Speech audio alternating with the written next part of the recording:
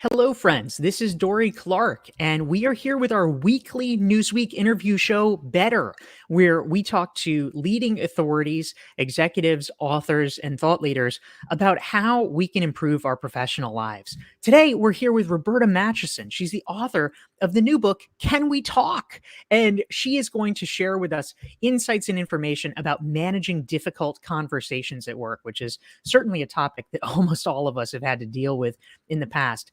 And welcome to all of you who are joining us live. We're so glad to have you here. Please feel free to type into the chat box and let us know who you are and where you are tuning in from. And please, of course, share your questions for Roberta. So, Roberta, in writing this book, Can We Talk? You have been an advisor, a consultant for many years to organizations about talent acquisition, talent retention. So I can imagine about awkward conversations. Certainly nobody likes to fire somebody, for instance. That's probably the ultimate in awkward. But tell us a little bit more. What are some of the other types of conversations that we really should be having at work, but that people often shy away from because they dread them? That's a great question. And I think as we are approaching year end, this topic is extremely relevant because many of your listeners are going to have to sit down and give end of year performance reviews. And, because of COVID, I think many of us, maybe we haven't been communicating as much or we've been cutting people slack. And now it's like, oh my gosh, like I have to go over the objectives that we set earlier on. And this person isn't really making it. Or you might be a person who, when you sit down and you're so excited because you just think you're going to get this really big raise, you may find out that that's not happening. So I wrote the book, Can We Talk, with the goal of providing not just the leader with advice and examples of how to handle these conversations, but also employees who have to have them with either their boss or a peer. Yeah, that's so great. You're exactly right. End of year performance reviews, things like that, can often be a minefield for people who have different expectations about what is going on. So very valuable. And I want to say hi to some of the great folks who are tuning in to join us. We have Lynn from DC, Julie's here from Atlanta, Marua is here from Morocco, Karen is tuning in from Boston. We have Janine from Switzerland. Celeste is here from Baltimore. Robin is too. You two should be friends. Linda's here from Ottawa. Rosinda from Madrid. Muhammad from London. Kate from Winnipeg. Anil from India. And many, many more. So thank you for being here. We're taking your questions for Roberta Matuson. She's the author of the book, Can We Talk? Now, Roberta, if we're thinking about how to manage these difficult conversations at work, one of the things that obviously we want to try to do as best we can is to prevent the need for these awkward conversations to begin with. I'm wondering, what is your advice for people upstream to hopefully be able to take some kind of preventative action so that it doesn't come down to that terrible moment where it's like, oh, Roberta, we really, can we have a moment in private? Well, you must have read the book because I tell the story about when that happened to me. I like to think of that saying, if you see something, say something, right? And I think it's plastered in the airports and the train stations and everywhere else, and it's, the time to have those conversations is in real time. And so if you are observing something and it's just not quite working for you, you're so much better off addressing that situation rather than saying, back in 1992, you did this. At least if you get that feedback and if that person gets the feedback, they have an opportunity to course correct. But if they don't know that something's not right, how are they supposed to fix it? Yeah, that is kind of an ominous feeling when all of a sudden you're hit with something where you've been perceived to be quote unquote in the wrong, and maybe you didn't even know that was the case. You start to wonder, oh no, what else don't I know? Which is pretty discomforting. So, in creating this book and creating this guide, Roberta, and you have many helpful scripts in here, which I think is really wonderful. You actually have a section of your book where you call it, and I love this, the problem with having conversations in your head. And I think that many of us have probably had this experience where, we have this very lively dialogue about, what I should have said or what I'm going to say. And it doesn't necessarily play out like that exactly in the real world. So, what is the problem with having conversations in our head? And how can we make sure that it's not just happening in our heads? Well, unless you're like my former boss, who I wrote about in the book, who was a mind reader, you have absolutely no idea what is going to come out of the mouth of the person across from you. And so, we always think the worst, right? Like, oh my God, this is not going to go well. When in fact, it might go extremely well. And maybe your boss wanted to talk to you not because he or she was dissatisfied with something. Maybe they want to talk to you about getting you ready for a promotion. So, going in with this idea, like this could be a really good conversation, but just in case it's not, let me read this book so I know how to keep my power. Because what happens, Dorie, when we get into these conversations and we're not prepared, and if we're on the receiving end, we often give our power away. And we're like a bobblehead, right? We're like, okay, okay, and we don't respond. And that's probably the worst thing you can do when you're on the receiving end of one of those "can we talk" conversations. Yeah, I think that's a great point, and you're exactly right, Roberta. Many times we don't know what is going to be coming. We might predict, we might have a sense, but it actually might not be true. And in fact, a story that I tell in one of my books, Entrepreneurial You, is about a gentleman named Lenny Achan, who was a nurse who had a sort of side business that he created for himself, where he had launched iPhone apps, and his boss found out about the iPhone apps and was like, "I want to talk to you about it." And Lenny thought, "Oh no, maybe I'm, getting punished because they think I did something on company time, or there's a policy that I violated." And he was getting really worried. And it turned out his boss was so impressed with his initiative that he wanted to promote Lenny and put him in charge of social media for the hospital, which he ultimately did. So I think that's a great point that you raise. We want to welcome folks who are tuning in live here. We have Augusta joining us from Florida. We have Laura also from Florida. Serkan is here from Turkey. Marion is here from Atlanta. We have Jackie from Yorkshire, Chaminda from Vancouver. Pierre is here from Haiti. Gina says, "Is Florida winning?" Yes, I think Florida's winning today. That's amazing. Good turnout. I love it. Starshine is here from Santa Barbara. Oh, hi. Hello, LinkedIn friends. We're so glad to have Team LinkedIn Learning here in the house. We've got Maya from Georgetown and many more. So please type your questions for Roberta Matuson into the chat box. She's the author of Can We Talk? And we're so glad to have the opportunity to talk with her about how to manage difficult conversations at work. If you have a situation that you're facing, someone you need to have a showdown with, maybe you can ask for her advice. And so a great question actually came in from Anna in New Hampshire. She wants to know, Roberta, what are we communicating when we don't communicate? Is there, I mean, obviously you might think, okay, use the words, say the words, being silent isn't a good idea. But are there situations where we actually can use silence effectively? That's an interesting question. What do you think about all that? Well, I think when you're negotiating, that saying he who talks first loses is very true, because very often we negotiate against ourselves, right? So, for example, some of your listeners today might be getting ready to ask for a raise, right? And so they go in and they have this number in mind, and they say, "Okay, I think I deserve to make 10,000 more," and then there's silence in the room, right? Well, no, really, I mean, I would take 5,000 more, you know? So you have to be really sure that you're not, your silence isn't working, that you stay silent until the other person responds and you're not negotiating against yourself. Yeah, that's a really excellent point. We're here with Roberta Matuson. Her book is called Can We Talk? You can learn more about Roberta and her great work. Sign up for her email list at matchesonconsulting.com. And you can make sure that you never miss one of our weekly Newsweek shows by going to dorieclark.com. You can sign up there for a self-assessment, get on my email list, and you will get reminders about these amazing conversations. So, Roberta, a question came in from Mohammed that I think is great. He says, Look, if your boss is undermining you, if your boss is not recognizing the value you're contributing at work, they don't listen, they're not promoting you with others inside the company. What do you do if you're just sort of stymied with an unsupportive boss? How might you address that with them in a conversation, or is that the right move?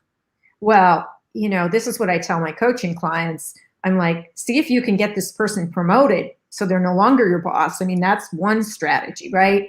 But, sometimes, Mohammed, at the end of the day, you know, bad bosses, I mean, there are a lot of them, trust me, but there are also a lot of really good bosses. And so if you feel like, you know what, I'm just spinning my wheels here, I am telling people there's never been a better time to look for a new job. There are tons of opportunities. So you don't have to stay in that situation.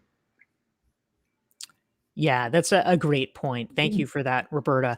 And there's a follow-up question that Marion asked about your terrific point about negotiations and how to use silence in negotiations. He wants to know, he says, solid advice. He or she who talks first loses. What are some ways you can practice that and staying silent after the ask? If you're the kind of person that tends to feel like you need to fill that airtime, what are some things? I mean, perhaps aside from like biting your fist, that you can do to help prevent yourself from jumping in if that is in fact your tendency. What would you suggest, Roberta?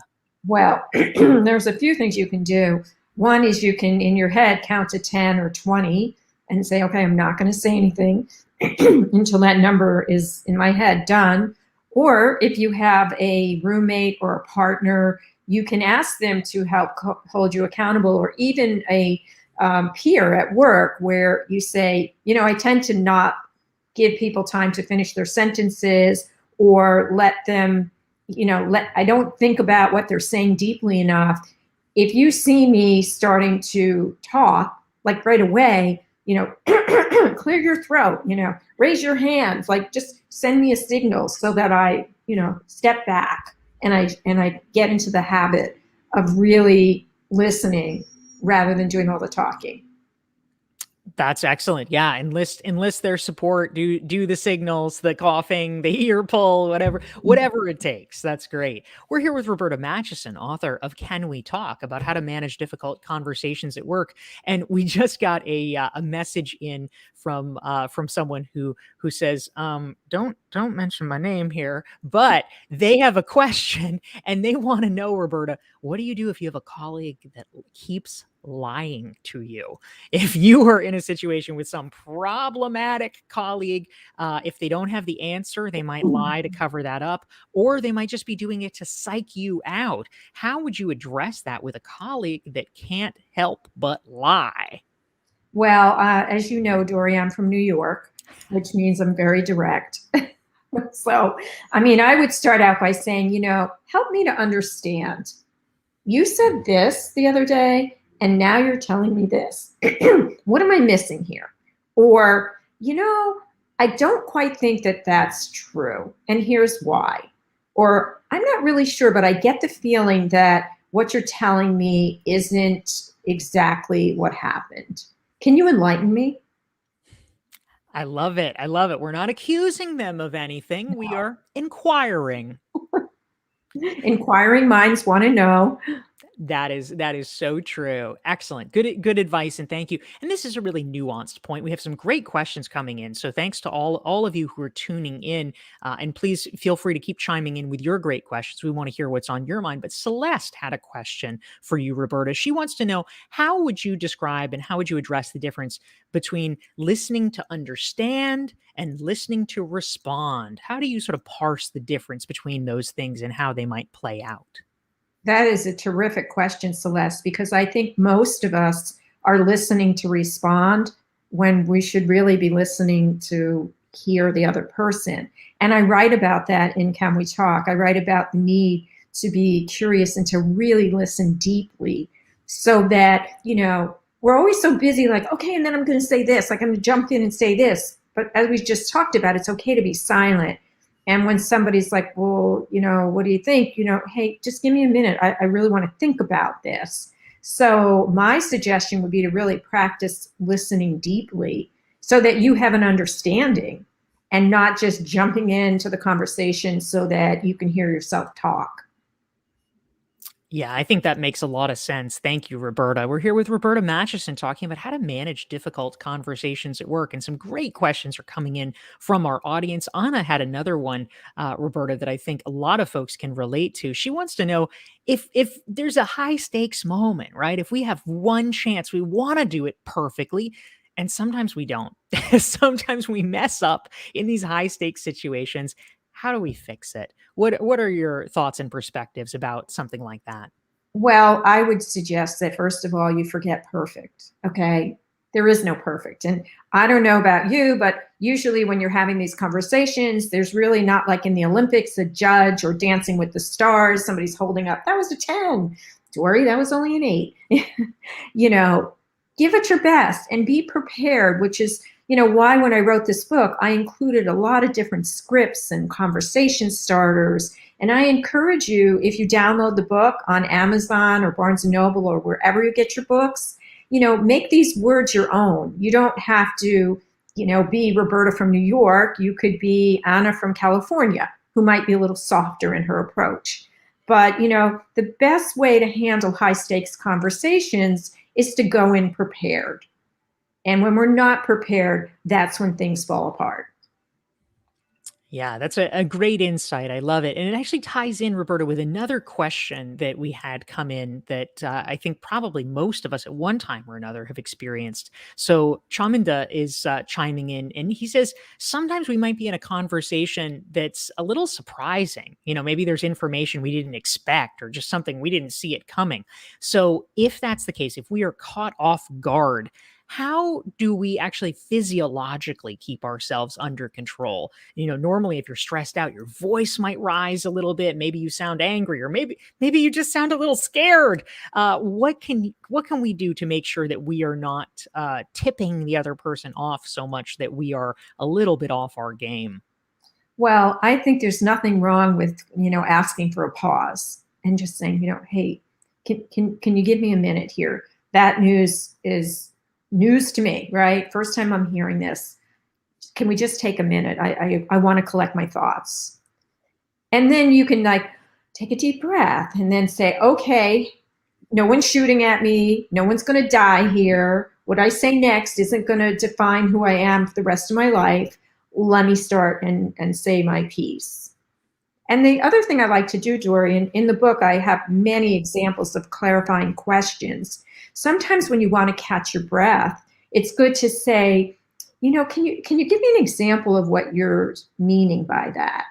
Right? And so you've just tossed the ball back over. And now you can sit there and sort of go, okay, this is what I'm hearing. Take a deep breath. You have an answer. Let's go.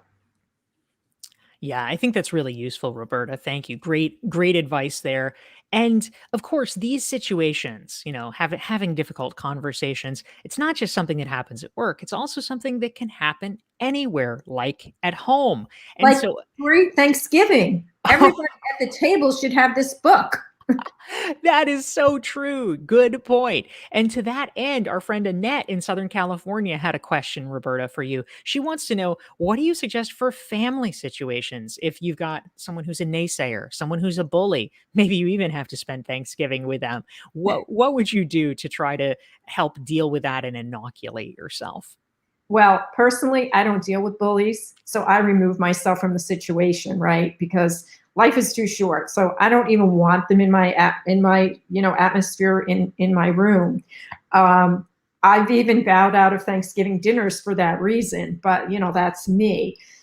I find that when you are forced to deal with a bully, because sometimes you can't get out of that situation, right? It could be your sibling. Uh, I think, bullies do not like to be approached head on. And if you call that person out on observable behavior and you start with the words like, I feel, I've noticed, have you considered, that's the way to start that conversation. And to really have examples of what that behavior has looked like over the last few interactions, not just saying, you're a bully or, you're just a mean person. Well, what the heck does that mean? Right. I think that's great. And this is actually, Roberta, a really good transition into a point that Celeste made. Now, I imagine that that your title is a little bit tongue in cheek, but she says literally the words "Can we talk?" often make people be defensive. So if we actually want to be like, "Can we talk?" Literally, what are the words we should use so that we don't freak people out? Try this. Hey, do you have a minute? Nice and short and sweet. I like it. And I it's in like it. your tone, right? You're not like, hey, you got a minute? Get in here. It's like, hey, do you have a minute? Just very conversational.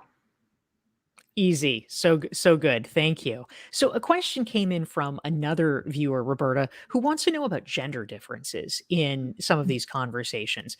If you are, for instance, a woman, maybe you have a softer voice and you find yourself being kind of overwhelmed by louder colleagues, maybe male colleagues who maybe they're yelling a little bit, maybe they're creating a little bit of a scary situation with aggressiveness. How would you approach that in terms of the gender dynamic? Well, I think that's interesting because I've had one of the most difficult conversations I've had with a family member, and I consider myself to be fairly loud, okay, is I was very quiet and I said it in such a quiet voice that he had no other option but to say, what did you just say? Right? And that really changed the dynamic because it was like we weren't in this pissing match. It was like, this is how I'm feeling. And sometimes when you lower your voice, people get scared, right? They're like, whoa, that is not the person who I know. So, that is one scenario. Another scenario is if you find that this is constantly happening in meetings and you do tend to be, soft spoken, you might even want to hire a voice coach and just amplify your voice a little bit so that when you speak, people listen. Yeah, I think that's a really good point. Thank you for that. And another, so many great questions are coming in here. I mean, there is no shortage of difficult conversations at work, unfortunately. And so Mandla had a question. He says, if you've just been promoted to lead a new team, obviously you're just forming relationships. You don't want to come in with guns blazing and alienate people. But nonetheless, if there are challenges, if you do need to have difficult conversations with people, how do you know when the right time is to do it? What would be your advice, Roberta? Well, I think, first of all, there will never be a right time, right? The right time is when you start. It depends on the situation. I mean, is this a matter that you need to address like immediately?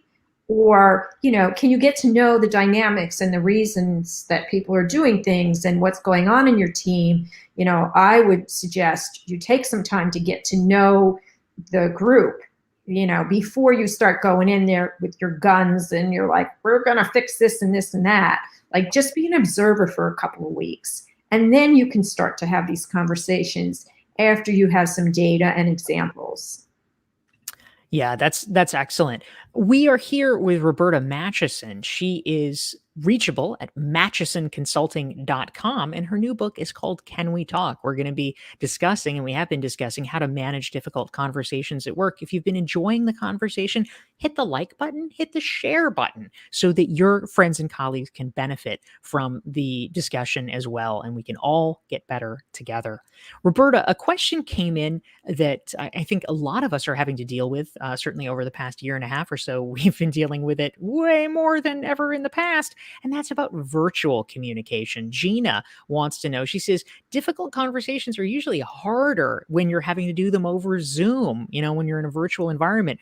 What suggestions would you have for either managers or employees when you're having to do it virtually rather than in person? Well, I think one of the biggest mistakes we make with these remote conversations is that we don't bother to ask the person that we're going to have that conversation with, is this a good time? Right? Because today, everybody's got these virtual backgrounds up. Like, you probably have no idea if this is really real, although the purple might indicate it is. or if this is a virtual background. And so you don't know if somebody's, spouse or their kid is sitting across the table from them. You don't know any of that.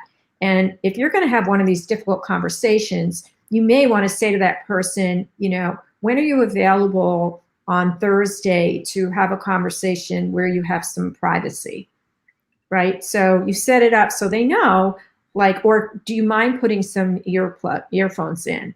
Because I want to speak to you frankly, right? And so that's one way. If you are on the receiving end and your boss starts to go on and you can't find your headphones fast enough, you could just say, excuse me, can you just hang on a moment? This is not for me right now. I can't have this conversation. Can we schedule it tomorrow at 9 a.m.? Yeah, those are excellent tips because of course, when we are operating virtually, there can be a lot going on. and people, they can only see a certain square. They don't necessarily know what is happening. So making sure that you're getting the setting right is very important. Now, the other thing that's important to get right is power dynamics. And so a viewer, a LinkedIn user chimed in with a question, Roberta, what strategies would you recommend using when you're in a situation where you need to present difficult information to peers or superiors because there are power differentials. Sometimes you can't just go in and say, this plan sucks. So how might you approach these hard conversations when the other person in particular has a lot more power than you do? Well, I talk about that also in the book, but I also wrote the book Suddenly in Charge, Managing Up, Managing Down, Succeeding All Around. And that book is all about the managing up piece, which is half the book, is all about developing relationships with those above you in the organization. And so, one of the key areas and really the backbone of Can We Talk is all about building strong relationships, right? And so if you have a strong relationship, if you've taken the time to build that relationship with your boss or with your boss's boss or your peer, having these conversations, in all honesty, isn't that difficult because they know that you're coming from a place of wanting to see the organization succeed. You're not looking to, knock them down or make them look terrible. You're really coming from a good place. So I would just strongly suggest that you build those relationships. So when the time comes, because it will, you have a good enough relationship. It's sort of like, somebody, a friend perhaps for a long period of time, and your friend says, does this make me look fat, right? You're just trying on after COVID something. And, you're not going to say to her, well, yeah, but you have this trusting relationship and you're like, I've seen you in more flattering clothes, right? But you have a relationship. And so she feels comfortable asking. Yeah, that's great and really well put. Thank you, Roberta. So we probably have time for just one more question. So many wonderful questions chimed in today. So thank you, everyone, for being so active and engaged. We're all learning from our friend Roberta Matuson, author of the book Can We Talk? But for the last question, I imagine a lot of us have been here as well. Edgar is speaking for us. Edgar says, Roberta, how would you deal with colleagues that are just not open to feedback or they have a negative attitude? You might have good pointers for them. They don't want to hear it. What do we do in this situation? Well, Edgar, you can't help people who don't want to be helped. And if you're a coworker, it's not your job to give them feedback. Okay. So, if they don't want to hear it, save your breath. All right. Yeah. Sometimes the best decision is not even to engage. That's great. Great advice. So we have been here with Roberta Matuson. She's the author of the new book, Can We Talk? If you want to learn more about her and her work, you can visit her website. It's matchesonconsulting.com. And if you want to make sure you never miss one of our weekly sessions here for Newsweek, our show is better. It's 12 p.m. Eastern, 9 a.m. Pacific, 5 o'clock in London. You can go follow me and subscribe to my LinkedIn newsletter at dorieclark.com/LinkedIn. Roberta, it's been such a pleasure having you here. I've enjoyed it as well. Thank you. Thank you to Roberta, and thank you all for tuning in. Take care and see you next Thursday.